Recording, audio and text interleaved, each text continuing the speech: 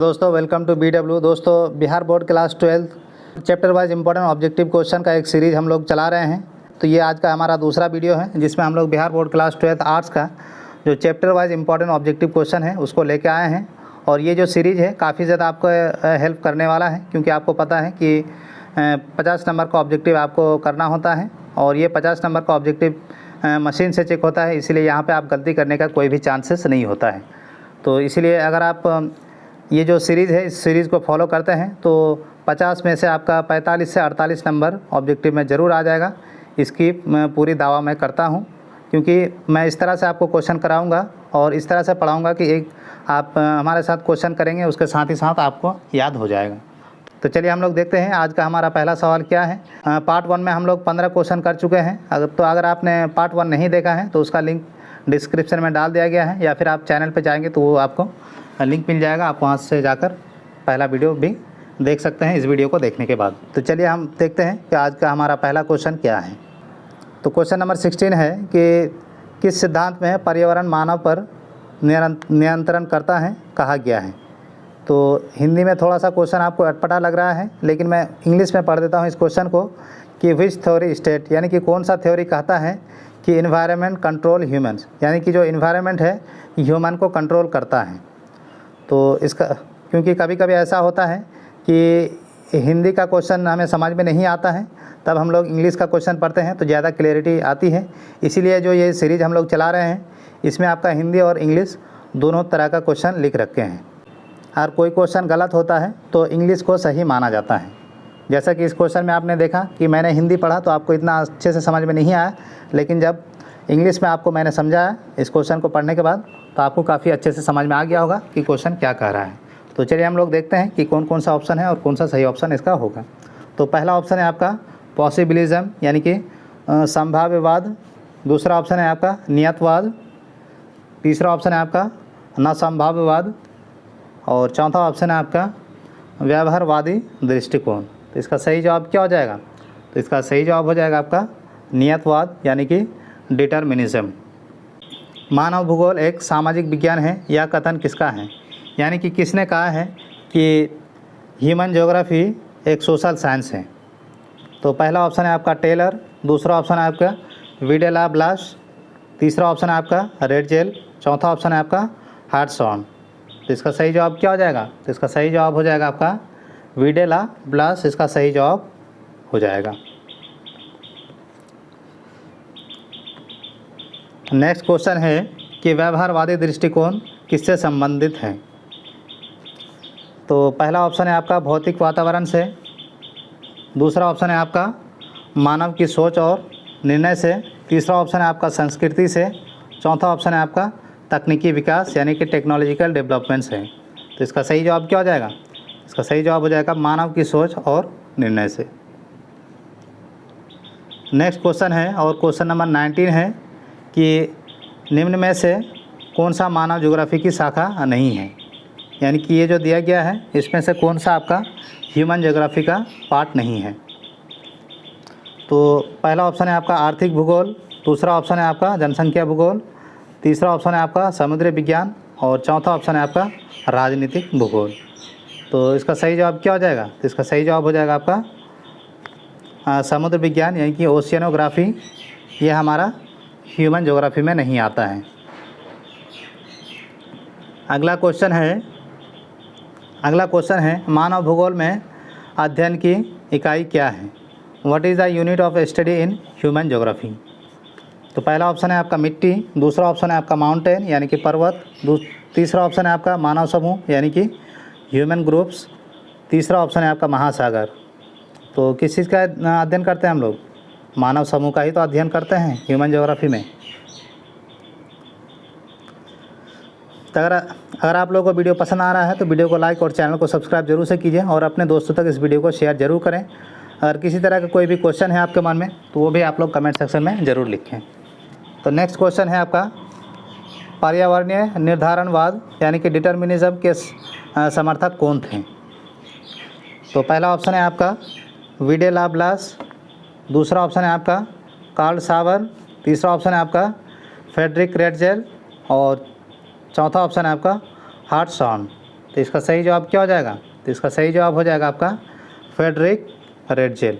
Frederick Ratzel इसका सही जवाब हो जाएगा। नेक्स्ट क्वेश्चन है कि मानव भूगोल का अध्ययन किन बातों पर केंद्रित है? यानी कि ह्यूमन ज्योग्राफी फोकस ऑन, यानी कि ह्यूमन ज्योग्राफी किस चीज़ पर ज़्यादा फोकस करता है? तो पहला ऑप्शन है आपका मानव और पर्यावरण संबंधित। तो पहला ही ऑप्शन सही लग रहा है, लेकिन आगे देखते हैं कि कौन सा ऑप्शन और है। पृथ्वी की उत्पत्ति पर, यह तो बिल्कुल गलत है। पृथ्वी की उत्पत्ति के बारे में हम लोग नहीं पढ़ते हैं ह्यूमन ज्योग्राफी में। ग्रहों की गति पर, यह भी हम लोग नहीं पढ़ते हैं ह्यूमन ज्योग्राफी में। पशुओं का व्यवहार, ये भी हम लोग नहीं पढ़ते हैं। तो इसका सही जवाब क्या हो जाएगा? मानव और पर्यावरण संबंधित ही हम लोग पढ़ाई करते हैं ह्यूमन ज्योग्राफी में, और यही ह्यूमन ज्योग्राफी का फोकस रहता है। नेक्स्ट क्वेश्चन है कि मानव भूगोल किसका संयोजक है? यानी किन चीज़ों से मिलकर बना है आपका ह्यूमन ज्योग्राफी? तो पहला ऑप्शन है आपका विज्ञान और धर्म से। दूसरा ऑप्शन है आपका भौतिक और मानव तत्वों का। तीसरा ऑप्शन है आपका कला और गणित का। चौथा ऑप्शन है आपका इतिहास और रसायन का। तो इसका सही जवाब है आपका भौतिक और मानव तत्वों से मिलकर बना है ह्यूमन ज्योग्राफी। नेक्स्ट क्वेश्चन है कि मानव भूगोल में किस दृष्टिकोण की चर्चा 1970 के बाद शुरू हुई? तो पहला ऑप्शन है कि नियतात्मक। दूसरा ऑप्शन है आपका व्यवहारवादी। तीसरा ऑप्शन है आपका क्षेत्रीय, और चौथा ऑप्शन है आपका सांस्कृतिक। तो इसका सही जवाब क्या हो जाएगा? तो इसका सही जवाब हो जाएगा आपका व्यवहारवादी, यानी कि आपका बिहेवियरल।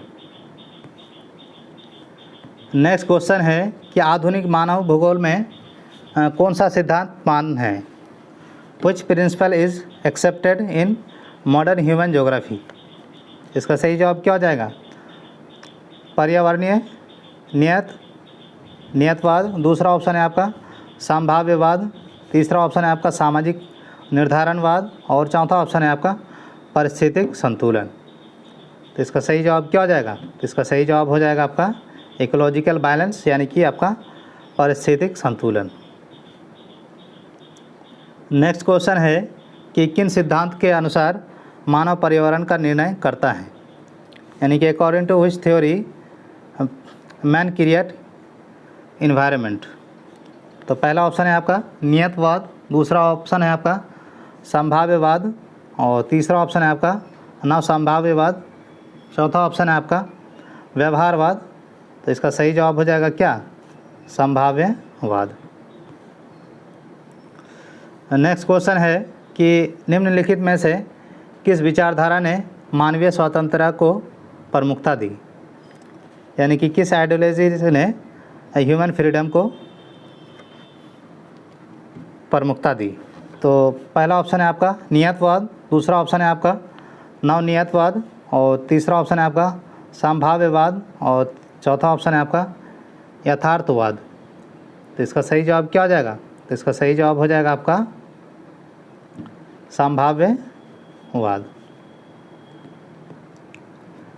अगला सवाल है कि ग्रिफिथ टेलर ने किस सिद्धांत की स्थापना की? तो इसका सही जवाब क्या हो जाएगा? नियतवाद, संभाव्यवाद, या फिर आपका नवसंभाव्यवाद, या फिर आपका व्यवहारवाद। तो इसका सही जवाब क्या हो जाएगा? इसका सही जवाब हो जाएगा आपका नवसंभाव्यवाद। अगला सवाल है कि निर्धारणवाद यानी कि डिटर्मिनिज्म में किसका प्रभुत्व होता है? यानी कि व्हाट डोमिनेंट इन डिटर्मिनिज्म? तो पहला ऑप्शन है आपका मानव। दूसरा ऑप्शन है आपका पर्यावरण। तीसरा ऑप्शन है आपका तकनीक। चौथा ऑप्शन है आपका संस्कृति। तो इसका सही जवाब क्या हो जाएगा? इसका सही जवाब हो जाएगा आपका पर्यावरण, यानी कि आपका इन्वायरमेंट। नेक्स्ट और आज का हमारा आखिरी सवाल है कि किसके अनुसार मानव केवल प्राकृतिक शक्तियों का दास है? तो पहला ऑप्शन है आपका विडेलाब्लास। दूसरा ऑप्शन है आपका रेटजेल, और तीसरा ऑप्शन है आपका टेलर। चौथा ऑप्शन है आपका सावर। तो इसका सही जवाब हो जाएगा आपका रेटजेल। रेटजेल ने ही कहा है कि मानव केवल प्राकृतिक शक्तियों का ही दास है। तो तो पहले वीडियो में हम लोगों ने 15 क्वेश्चन किया था और आज के इस वीडियो में भी हम लोगों ने 15 क्वेश्चन किया। आप लोगों को वीडियो कैसा लगा है कमेंट सेक्शन में ज़रूर बताएं। वीडियो आप लोगों को अच्छा लगा है तो चैनल को सब्सक्राइब कीजिए और वीडियो को लाइक ज़रूर करें और अपने दोस्तों तक इस वीडियो को शेयर ज़रूर करें। Thank you so much for watching this video.